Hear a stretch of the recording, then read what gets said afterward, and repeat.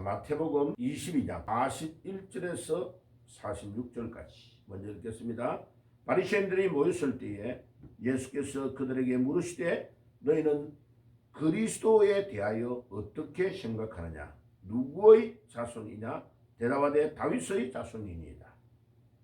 이르시되 그러면 다윗이 성령의 감동이 되어 어찌 그리스도를 주라 칭하여 말하되 주께서 내 주께 이르시되 내가 내 원수를 내 발등 아래 둘 때까지 내 우편에 앉아 있으라 하였도다 하셨느니라.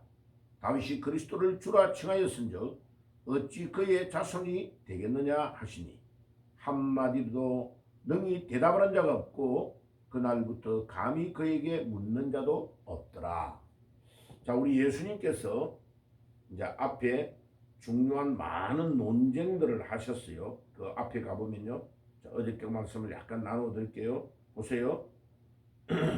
많은 논쟁을 했는데 세금을 내야 되느냐 내지 않아야 되느냐 하는 문제 때문에 예수님께서 세겔 하나를 가져와서 그들 앞에 설명을 했습니다. 이 세겔에 새겨져 있는 상이 누구의 거냐? 그러니까 가이사의 것이다. 예수님께서 가이사의 것은 가이사에게, 하나님의 것은 하나님께 드려야 된다라고 딱 말씀하셨어요. 그러니까 세금도 마땅히 내야 될 것은 내야 되고 하나님께 드려야 될 11조와 헌금은 하나님께 분명하게 내야 된다. 그 다음에 사두개인들이 부활을 믿지 않는데 예수님께 부활에 대한 것을 물어봤습니다.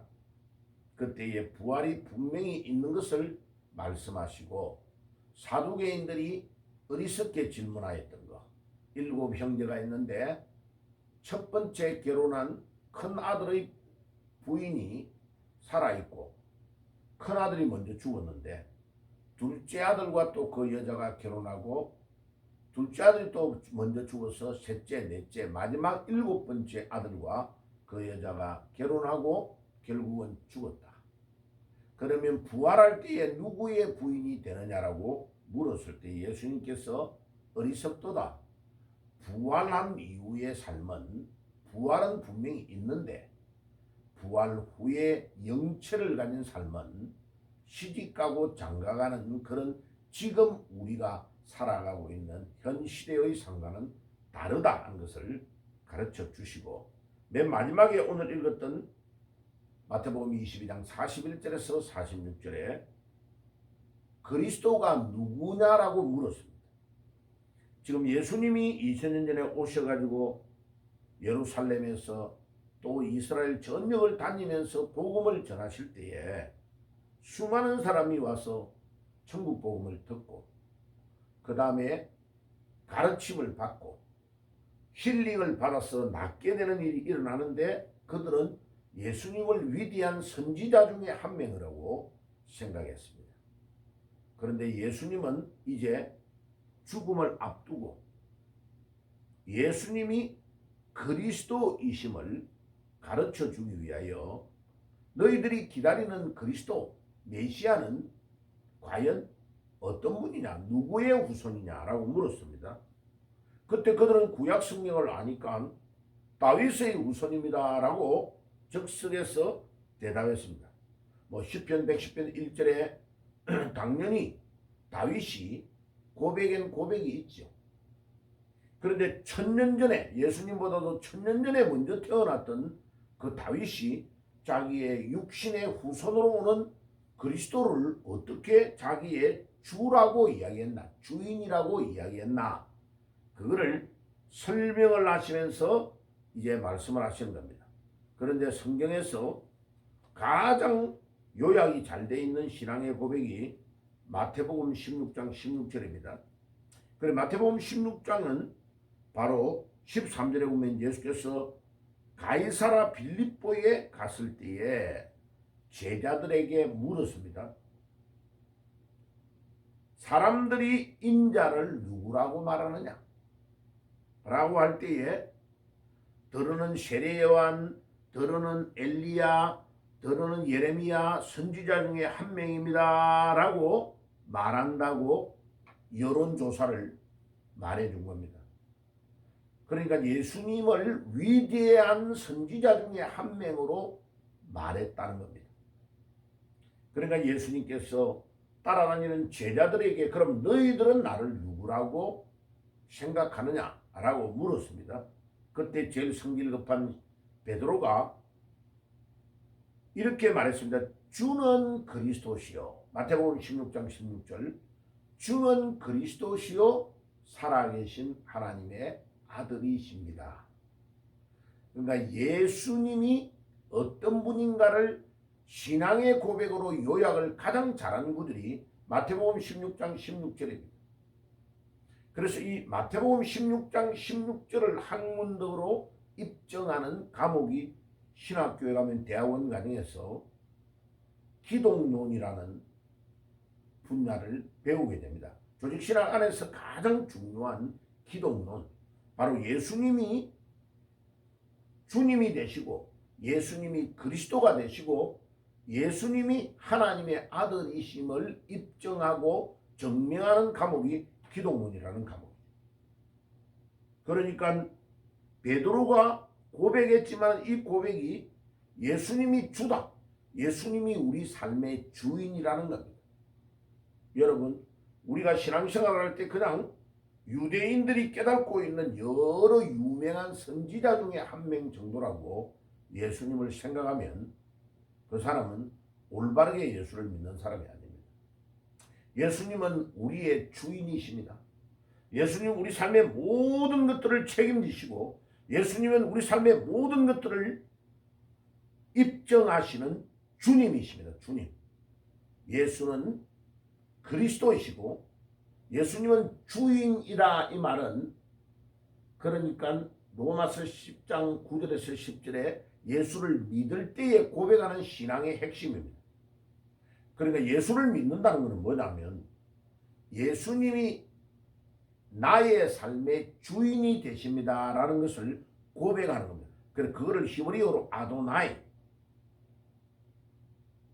아도나이라는 단어인데 영어로는 Lord, L-O-R-D.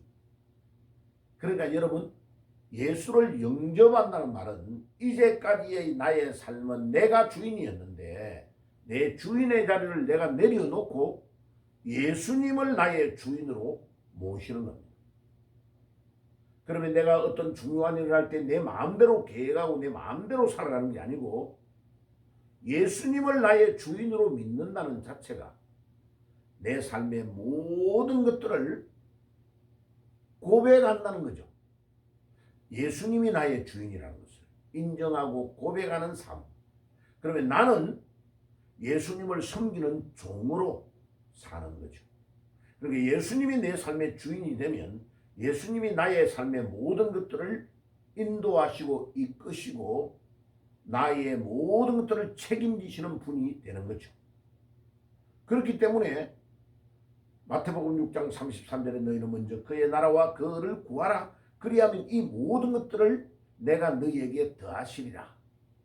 자, 예수님을 나의 주인으로 모시는 순간부터 나의 모든 삶의 영역을 주께서 지배하시고 이끄시고 인도하시고 책임져 주신다는 거죠. 주인을 바꾸는 것이 예수를 믿는 겁니다. 자, 그리고 예수님이 나의 그리스도가 되신다 말은 예수님은 기름 부음을 받은 자다. 구약의 세 가지의 기름 부음을 받은 자.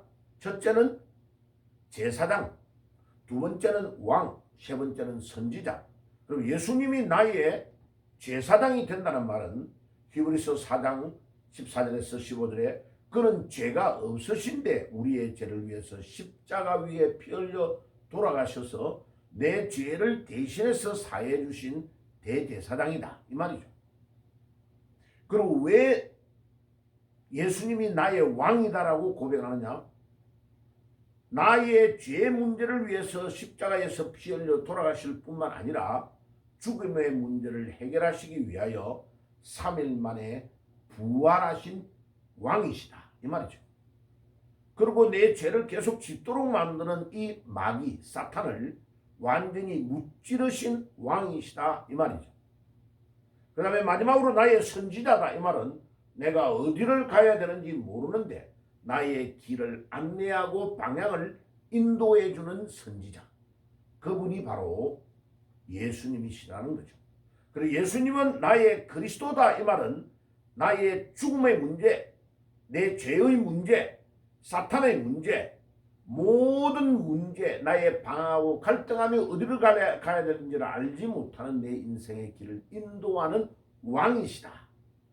그래서 예수님을 그리스도라고 하는 겁니다.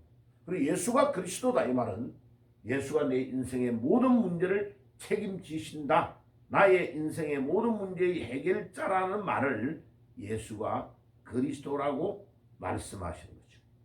그래서 시편 110편의 말씀을 인용해 가지고 예수님을 우리의 그리스도다라고 말하는 이것은 굉장히 이중적인 엄청나게 많은 뜻을 포함하고 있습니다.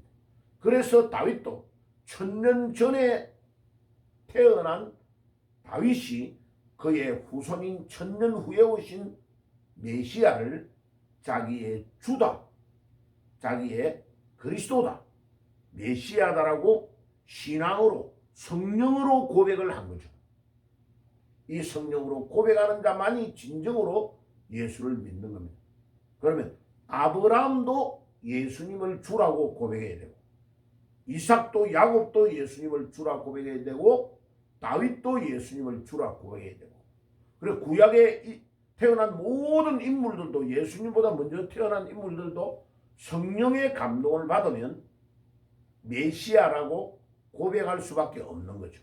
예수님을 메시아로 고백하는 이 신앙, 지금도 마찬가지입니다. 2000년이 지난 이후에 태어난 우리도 예수님을 주라고 고백하고 예수님을 그리스도라고 고백해야 되는 거죠. 그래야 구원을 받는 겁니다. 자, 이 대한민국에 지금 2025년에 일어나는 수많은 문제, 막 가짜가 판을 치고 거짓말장이가 막 대통령이 되려고 하고 온갖 금모술수로요 재판을 다 막 이렇게 위조하고 재판에 뇌물을 먹이고 판사를 마음을 막 그래가지고 충동질하고 이래가지고 온 백성들을 힘들게 만들고 있지만은 예수가 이 대한민국의 주인 되시고 예수가 그리스도라는 것을 진정으로 고백하는 자만이 구원을 받을 수 있고, 결국은 예수가 승리하시고 이 대한민국을 다 바꾸실 줄 믿습니다. 어저께 윤석열 대통령이 관저에서 떠나가지고 한남동에서 서초구에 있는 개인이 아파트로 이주하는데 길거리에 수많은 백성들이 또 대학생들이 막 눈물을 흘리고 보고 있었습니다. 그러니까 대통령이 불법으로 탄핵됐다는 것을 알고 있는 거죠, 국민들은. 그러면 이재명이와 같은 이런 사람들이 불법으로 모든 일을 하나 가지고 이기는 것 같아도 조금 있어 보세요. 모든 것들을 이 대한민국의 주인 되시는 그리스도께서, 이 대한민국의 모든 문제를 해결하시는 그리스도께서 해결하시는 것을 보여줄 날이 올 것입니다.